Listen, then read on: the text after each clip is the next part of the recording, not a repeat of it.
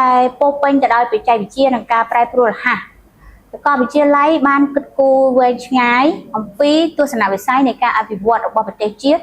និងពង្រឹងគុណភាពធនធានមនុស្សក៏ដូចជាវិស័យគណនេយ្យករឲ្យកាន់តែមានប្រសិទ្ធភាពខ្ពស់ជាងមុនតម្រូវតាមទីផ្សារជាតិនិងអន្តរជាតិ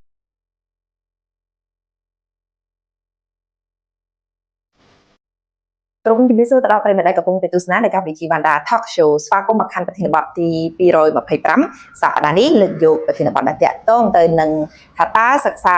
មុខវិជ្ជាច្បាប់និស្សិតដែលបានសិក្សានៅក្នុងសាកលវិទ្យាល័យ Vanda ទទួលបាននៅចំណេះដឹងអ្វីខ្លះហើយមានសារៈសំខាន់យ៉ាងណានៅក្នុងការសិក្សាទៅលើមុខវិជ្ជាច្បាប់នេះជាការពិតនៅក្នុងឆមាសនីមួយៗសាកលវិទ្យាល័យ Vanda គឺបានបញ្ជ្រាបនៅមុខវិជ្ជាច្បាប់ចូលទៅក្នុងជំនាញគណនេយ្យដែលសាកលវិទ្យាល័យ Vanda គឺផ្ដោតសំខាន់ទៅលើការបណ្ដុះបណ្ដាលនៃជំនាញគណនេយ្យនេះចំទិសដៅរបស់និស្សិតដែលគាត់ឆ្លាញ់ទៅលើជំនាញគណនេយ្យនោះតែម្ដងប៉ុន្តែស្របគ្នានោះនៅតាមឆមាសនីមួយៗមុខវិជ្ជាច្បាប់ក៏កាន់តែសំខាន់ដើម្បីឲ្យនិស្សិតគាត់បានទទួលនឹងយកចំណេះដឹងនេះទៅអនុវត្តនៅក្នុងការងាររបស់ខ្លួនបន្ទាប់ពីបានបញ្ចប់ឬក៏កំពុងតែបម្រើការងារនៅក្នុងក្រុមហ៊ុនក៏ដូចជាស្ថាប័នណាមួយគឺពួកគាត់ទាមទារឲ្យយល់ដឹងពាក់ព័ន្ធទៅនឹងមុខវិជ្ជាច្បាប់នេះកាន់តែច្បាស់ផងដែរទស្សនិកជនជាទីមេត្រីកុំឲ្យខាតពេលយូរលម្អិតនៅប្រធានបទរបស់យើងនៅក្នុងថ្ងៃនេះជួបជាមួយនឹងអ្នកគ្រូតែម្ដងចា៎ចាជំរាបសួរអ្នកគ្រូចាជំរាបសួរចារីឌីមែនតើអ្នកបានជួបអ្នកគ្រូអនុញ្ញាតណែនាំខ្លួនទៅដល់ប្រិមិត្តបន្តិចហើយពាក់ព័ន្ធជាមួយនឹងមុខតំណែងអ្នកគ្រូនៅទីនេះជាអ្វីដែរចាចាជំរាបសួរទស្សនិកជនជាបឋមនេះខ្ញុំធ្វើកិរិយាកិច្ចចាអនុញ្ញាតជំរាបសួរដល់ទ្រង់ឯកឧត្តមលោកជំទាវលោកស្រីនិស្សិតទាំងអស់ដែលកំពុងទស្សនាកម្មវិធី Vanda Talk Show ជាទីគោរពរាប់អាននាងខ្ញុំសូមអនុញ្ញាតធ្វើការណែនាំខ្លួននាងខ្ញុំឈ្មោះសេងស៊ីវលីជាសាស្ត្រាចារ្យផ្នែកច្បាប់នៃសាកលវិទ្យាល័យ Vanda ចាអរគុណច្រើនអ្នកគ្រូពាក់ព័ន្ធជាមួយនឹងការបង្រៀនទៅលើមុខវិជ្ជាច្បាប់នេះអាចនិយាយបានថាក្នុងសាលាគណនេយ្យប៉ុន្តែយើងមានបញ្ជ្រាបនៅមុខវិជ្ជាគណនេយ្យនេះចូលទៅក្នុងឆមាសនីមួយៗរបស់សិស្សដែលគាត់បានកំពុងតែសិក្សានៅក្នុងសាកលវិទ្យាល័យ Vanda អញ្ចឹងចង់ឲ្យអ្នកគ្រូអាចជំរាបជូនបន្តិចមុននឹងចូលដល់សំណួររបស់យើងក៏ដូចជាប្រធានបទរបស់យើងនៅក្នុងថ្ងៃនេះអាចអញ្ជើញអ្នកគ្រូជំរាបជូនពាក់ព័ន្ធជាមួយនឹងប្រវត្តិការងាររបស់អ្នកគ្រូបន្តិចសិនណាចាអរគុណសម្រាប់សំណួរចានាងខ្ញុំបច្ចុប្បន្នជាមន្ត្រីរាជការនៅស្ថាប័នមួយកន្លែងដែលបម្រើការងារអស់រយៈពេលជាង16ឆ្នាំចាការងារភាគច្រើនពាក់ព័ន្ធជាមួយនឹងកិច្ចការងាររដ្ឋបាលនិងការទំនាក់ទំនងជាមួយនឹងអង្គភាពជាតិនានានាងខ្ញុំមានបទពិសោធន៍ខាងត្រួតពិនិត្យឯកសារផ្លូវច្បាប់និងប្រឹក្សាយោបល់ចានាងខ្ញុំធ្លាប់ទទួលបានការបណ្ដុះបណ្ដាលផ្នែកបញ្ញាបត្រជាន់ខ្ពស់ពីសាធារណរដ្ឋកូរ៉េចាលើឯកទេសអភិវឌ្ឍនិងសហប្រតិបត្តិការចាបន្ថែមពីលើមុខងារបច្ចុប្បន្ននាងខ្ញុំក៏ជាសាស្ត្រាចារ្យមួយរូបចាផ្នែកច្បាប់បង្រៀនកម្រិតសាកលវិទ្យាល័យនៅសាកលវិទ្យាល័យ Vanda ផងនិងនៅសាកលវិទ្យាល័យមួយផ្សេងទៀតចាហើយនាងខ្ញុំក៏ជាអ្នកបង្កើតសៀវភៅចាបង្កើតសៀវភៅនិងលំហាត់សិក្សាផ្សេងដើម្បីបញ្ចូលនៅបទពិសោធន៍ខាងផ្នែករដ្ឋបាលនិងការអនុវត្តពិតជាក់ស្ដែងជូនដល់និស្សិតឲ្យបានជ្រាបនិងយល់ច្បាស់ជាក់លាក់និងត្រឹមត្រូវផងដែរចាអរគុណច្រើនអ្នកគ្រូសម្រាប់ការចែករំលែកជាមួយនឹងប្រវត្តិត្រួសរបស់អ្នកគ្រូនៅក្នុងការបម្រើការងារនាពេលបច្ចុប្បន្នហើយក៏ដូចជាពាក់ព័ន្ធជាមួយនឹងបទពិសោធន៍របស់អ្នកគ្រូគឺមានច្រើនអញ្ចឹងសម្រាប់បងប្អូននិស្សិតដែលកំពុងតែសិក្សាជាមួយអ្នកគ្រូប្រកាសណាស់ថានឹងដឹងនឹងជ្រាបបានអំពីការអនុវត្តនៅក្នុងការពិនិត្យទៅលើឯកសារនានាដែលខ្លួនកំពុងតែធ្វើការនៅតាមស្ថាប័ននិងទទួលបានបទពិសោធន៍ពីអ្នកគ្រូបន្ថែមប៉ុន្តែស្រាប់គ្នានោះក៏ចង់ឲ្យអ្នកគ្រូជំរាបជូនផងដែរពាក់ព័ន្ធជាមួយនឹងអត្ថប្រយោជន៍មួយចំនួនដែលនិស្សិតគាត់កំពុងតែសិក្សានៅក្នុងសាកលវិទ្យាល័យ Vanda ណាថាតើការសិក្សានៅមុខវិជ្ជាច្បាប់នេះផ្ដល់នៅអត្ថប្រយោជន៍អ្វីខ្លះរបស់ពួកគាត់ខណៈដែលបច្ចុប្បន្ននេះកម្ពុជារបស់យើងគឺកាន់តែមានការរីកចម្រើនជាពិសេសគឺទៅលើបច្ចេកវិទ្យានេះតែម្ដងចាថ្ងៃនេះចាអរគុណសម្រាប់ការអញ្ជើញចូលរួមជាវាគ្មិនកិត្តិយសពិសេសនេះខ្ញុំចែករំលែកនៅបទពិសោធន៍ដែលបានឆ្លងកាត់កន្លងមកជូនដល់និស្សិតក៏ដូចជាធ្វើការសិក្សា នៅវិស័យច្បាប់នេះឲ្យកាន់តែខ្លាំងក្លាជាងមុនដោយសារតែបច្ចុប្បន្នការប្រែប្រួលនៅបច្ចេកវិទ្យាចាក៏ដូចជាដំណើរអភិវឌ្ឍចាគ្រប់វិស័យទាមទារយ៉ាងខ្លាំងនៅការយល់ដឹងផ្នែកច្បាប់ជាមូលដ្ឋានចាំបាច់ចាដោយសារតែទី1ការសិក្សាអំពីច្បាប់យើងបណ្ដុះបណ្ដាលឲ្យមានជំនាញគិតនិងវិភាគក៏ដូចជាការដោះស្រាយបញ្ហាផ្សេងចាអញ្ចឹងពាក់ព័ន្ធជាមួយនឹងការផ្លាស់ប្ដូរបច្ចេកវិទ្យារាល់ថ្ងៃយើងអាចវិភាគបញ្ហាជាមូលដ្ឋានច្បាស់លាស់គឺត្រូវការមនុស្សគឺមានតម្លៃយ៉ាងខ្លាំងក្នុងការចូលរួមចាយើងអាចប្រើ AI ចាជាបច្ចេកវិទ្យាមួយដែលឈរលើមូលដ្ឋានសម័យចាយើងត្រូវការភាពពិតជាក់ស្ដែងទាំងក្នុងជីវិតពិតនិងអាជីពចាទី2ជំនាញច្បាប់ចាប្រើបានគ្រប់វិស័យមិនថាតែវិស័យអ្នកន័យឬក៏ហិរញ្ញវត្ថុពាណិជ្ជកម្មឬទេចាព្រោះ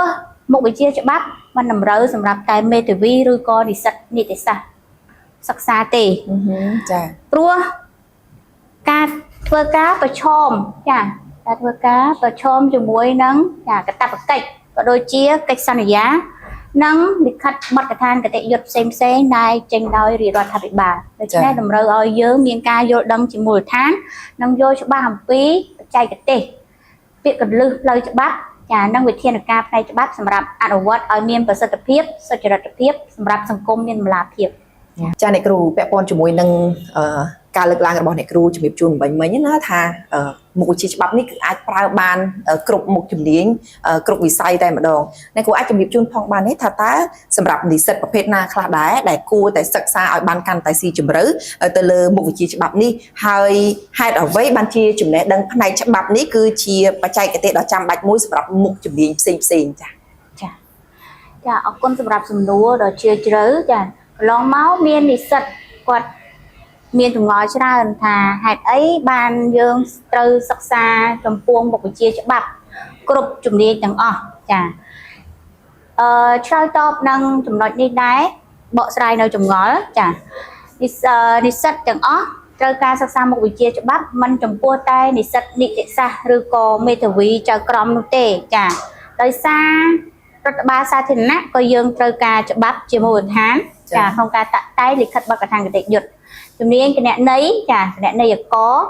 យើងត្រូវការសិក្សាអំពីច្បាប់សវនកម្មចាច្បាប់អធិការកិច្ចផ្សេងដើម្បីត្រួតពិនិត្យរបាយការណ៍ហិរញ្ញវត្ថុក៏ដូចជាដំណើរការប្រព័ន្ធរបស់ក្រុមហ៊ុនចាក៏ដូចជាប្រតិវេទចាការចុះបញ្ជីផ្លូវការនៃច្បាប់ផ្សេងដូច្នេះតម្រូវឲ្យនិស្សិតយល់អំពីតួនាទីភារកិច្ចនិងភាពចាំបាច់របស់អង្គភាពក៏ដូចជាទំនួលខុសត្រូវការងាររបស់ខ្លួនផងដែរចានេះជាផ្នែកសំខាន់ធនាគារក៏ដូចគ្នាចាធនាគារយើងមានសមាហរណកម្មធនាគារជាតិនិងធនាគារអន្តរជាតិបញ្ចូលគ្នាចាអញ្ចឹងយើងត្រូវដើរតាមបរិបទទំហំកិច្ចការរបស់អាស៊ានក៏ដូចជាអន្តរជាតិអញ្ចឹងប្រទេសណាក៏មានច្បាប់ចានៅក្នុងស្រុកយើងមានច្បាប់ជាតិនៅលើឆាកអន្តរជាតិយើងមានច្បាប់អន្តរជាតិអញ្ចឹងគ្រប់វិស័យត្រូវបញ្ជ្រាបបរិបទច្បាប់ចូលទៅដើម្បីបង្កើនសុក្រិតភាពតម្លាភាពនិងសុចរិតភាពក្នុងការអនុវត្តប្រតិបត្តិការងារចាអរគុណអ្នកគ្រូពាក់ព័ន្ធជាមួយនឹងមូលហេតុចម្បងដែលសាកលវិទ្យាល័យបណ្ដាលើកទឹកចិត្តទៅដល់និស្សិតឲ្យគាត់សិក្សាទៅលើមុខវិជ្ជាច្បាប់នេះឲ្យកាន់តែស៊ីជម្រៅដោយសារតែអ្វីដែរហើយតើតម្រូវការទីផ្សារដែលជាទូទៅនៅក្នុងប្រទេសកម្ពុជារបស់យើងដោយដែលអ្នកគ្រូបានលើកឡើងនឹងជំរាបជូនមិញអញ្ចឹងថាសុទ្ធតែសំខាន់និងមានតម្រូវការគ្រប់ជំនាញគ្រប់វិស័យទាំងអស់តែម្ដងជាពិសេសគឺជំនាញច្បាប់នេះពិតជាសំខាន់នៅក្នុងគ្រប់វិស័យប៉ុន្តែពាក់ព័ន្ធជាមួយនឹងតម្រូវការការងារវិញថាតើអាចជំរាបលម្អិតបានទេថាតើមានតម្រូវការយ៉ាងដូចម្តេចខ្លះដែរចាសូមអរគុណសម្រាប់សំណួរយើងដឹងហើយថាសាកលវិទ្យាល័យវណ្ណដាសប្តាហ៍ថ្ងៃជាសាកលវិទ្យាល័យឯកទេសឈានមុខគេលើវិស័យគណនេយ្យចាអញ្ចឹងនៅសម័យដែលពោពេញទៅដោយបច្ចេកវិទ្យានិងការប្រែប្រួលរហ័សសាកលវិទ្យាល័យបានគិតគូរវែងឆ្ងាយអំពីទស្សនវិស័យនៃការអភិវឌ្ឍរបស់ប្រទេសជាតិនិងពង្រឹងគុណភាពធនធានមនុស្សក៏ដូចជាវិស័យគណនេយ្យករឲ្យកាន់តែមានប្រសិទ្ធភាពខ្ពស់ជាងមុនតម្រូវតាមទីផ្សារជាតិនិងអន្តរជាតិអ ចឹងនៅពេលដែលសាកលវិទ្យាល័យបានគិតគូរយ៉ាងដូចនេះក្នុងគោលបំណងទី1ការយល់ដឹងពីច្បាប់ជាមូលដ្ឋានគឺបញ្ជ្រាបនៅព័ត៌មានផ្សេងៗការពារផលប្រយោជន៍រវាងបុគ្គលក៏ដូចជាក្រុមហ៊ុននិងហានិភ័យផ្សេងៗដែលប្រឈមនៅពេលអនាគតក៏ដូចជាបញ្ជានៅកំហុសផ្សេងៗមុនពេលកើតឡើងនេះជាការចាំបាច់របស់គណនេយ្យករចាសម្រាប់ចិត្តមានគោលការណ៍ក៏ដូចជាបណ្ដុះបណ្ដាលនិស្សិតឲ្យក្លាយជាអ្នកដឹកនាំមួយប្រកបដោយគុណភាពនិងគុណធម៌ព្រមទាំងដោះស្រាយបញ្ហាដោយយុត្តិធម៌ផងដែរចាបន្ទាប់ពីនិស្សិតគាត់បានសិក្សានៅមុខវិជ្ជាច្បាប់នេះរួចហើយនោះថាតើផលចំណេញដែលពួកគាត់ទទួលបានអំពីការសិក្សានៅជំនាញច្បាប់នេះអ្នកគ្រូអាចជួយចែករំលែកបន្ថែមតើគាត់អាចយកទៅប្រើប្រាស់នៅក្នុងជីវភាពរស់នៅប្រចាំថ្ងៃបានកម្រិតណាហើយជាពិសេសគឺសម្រាប់អាជីពរបស់គាត់នៅពេលអនាគតដែលគាត់ចង់បើកជាអាជីវកម្មឬក៏ចង់បើកជាស្ថាប័នឬក៏បែបថាជាក្រុមហ៊ុនណាមួយនោះគឺគាត់អាចយកទៅប្រើប្រាស់បានកម្រិតណាដែរចាការប៉ັດណាស់នេះជាចំណុចសំខាន់ក្រោយពីសិក្សានៅច្បាប់ហើយចាមុខវិជ្ជាច្បាប់ហើយយើងទទួលបាននៅចំណេះដឹងអ្វីខ្លះហើយអាចប្រតិបត្តិបាននៅក្នុងជីវភាពពិតបែបណាចាសំណួរនេះតែងតែឆ្លើយតបទៅនឹងនិស្សិតតាមតម្រូវការមុខវិជ្ជាមួយចាឧទាហរណ៍ដូចជានិស្សិតដែលសិក្សាផ្នែកច្បាប់អាជីវកម្មយើងបណ្ដុះបណ្ដាលពួកគាត់និងបង្ហាញនៅនីតិវិធីក្នុងការចាប់ផ្ដើមនៅអាជីវកម្មចាបណ្ដុះនៅកម្រិតឲ្យមានចាកម្មវត្ថុច្បាស់លាស់លិខិតបទដ្ឋានគតិយុត្តដែលពាក់ព័ន្ធនឹងអាជីវកម្មចាអាជីវកម្មមានតូចមធ្យមនិងធំរហូតដល់ក្លាយទៅជាពាណិជ្ជករចាដែលមាននិច្ចកិច្ចធំផ្សេងចាតម្រូវការផ្នែកច្បាប់គឺចាំបាច់ដូច្នេះហើយនិស្សិតនៅពេលដែលយល់ដឹងចាគាត់ធ្វើការមានសមត្ថភាពខ្ពស់ចាហើយយើងព្យាយាមឲ្យគាត់ចាចងចាំនៅអ្វីដែលជាចំណុចសំខាន់សម្រាប់អនុវត្តនៅពេលការងារចាជៀសវាងការធ្វើប្រហែសផ្សេងដែលប៉ះពាល់ដល់ផលប្រយោជន៍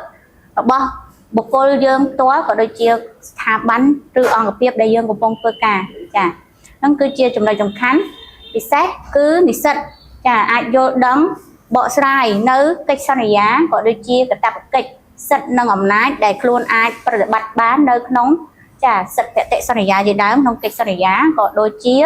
ចានៅក្នុងអាជីពពិតចាគ្រោងឡើងនៅវិន័យច្បាប់ចាការគ្រប់គ្រងផ្សេងនៅក្នុងអង្គភាពដែលត្រូវការបញ្ចូលនៅជំនាញផ្នែកច្បាប់ដូច្នេះនិស្សិតនៅក្នុងសាកលវិទ្យាល័យវណ្ណដាមិនត្រឹមតែមានជំនាញគណនេយ្យមួយមុខទេចាគឺអាចមានជំនាញគិតវិភាគបែបតម្លាភាពនិងយុត្តិធម៌និងធ្វើការងារដោយសុចរិតភាពអរគុណច្រើនអ្នកគ្រូសម្រាប់ការចូលរួមចែករំលែកហើយចុងក្រោយនេះអ្នកគ្រូមានអ្វីចង់ផ្ដាស់ផ្ញើទៅដល់ប្រិយមិត្តរបស់យើងចា៎ជាកិច្ចបញ្ចប់ខ្ញុំសូមអរគុណដល់ពិធីករយ៉ាងស្រស់ស្អាតចាដែលបានចំណាយពេលវេលាដ៏មានតម្លៃក៏ដូចជាក្រុមការងារខិតខំចាយកចិត្តទុកដាក់រៀបចំឲ្យមានកម្មវិធី Talk Show នេះឡើងចាសម្រាប់សាកលវិទ្យាល័យវណ្ណដាឈានមុខគេតែក្នុងជំនាញគណនេយ្យក៏ពិតមែនប៉ុន្តែយើងពង្រឹងនិស្សិតឲ្យមានសមត្ថភាពក្នុងភាពជាអ្នកដឹកនាំចាធ្វើការប្រកបដោយសុចរិតភាពនិងសេចក្តីថ្លៃថ្នូរសម្រាប់ជីវភាពរស់នៅក្នុងប្រចាំថ្ងៃក៏ដូចជាអាជីពនាពេលអនាគតដូច្នេះហើយបានជាយើងខិតខំពង្រឹងមិនមែនតែឯកទេសជំនាញគណនេយ្យមួយមុខទេចាគឺគ្រប់វិស័យមានច្បាប់ Digital និងធនាគារវិស័យផ្សេងទៀតដែលអាចធ្វើឲ្យនិស្សិតបង្រឹងគុណភាពនិងវិសាលភាពការងារធំទូលាយចាអរគុណច្រើនអ្នកគ្រូសម្រាប់ការចូលរួមនៅក្នុងកម្មវិធីចាប្រិយមិត្តទ្រទស្សនិកជនជាទីមេត្រីអរគុណសម្រាប់ការតាមដានទស្សនានៃកម្មវិធីបណ្ដា Talk Show តាំងពីដើមរហូតដល់ចប់យើងខ្ញុំទាំងពីរអ្នកនិងក្រុមការងារសូមអរគុណនិងសូមគោរពលាចា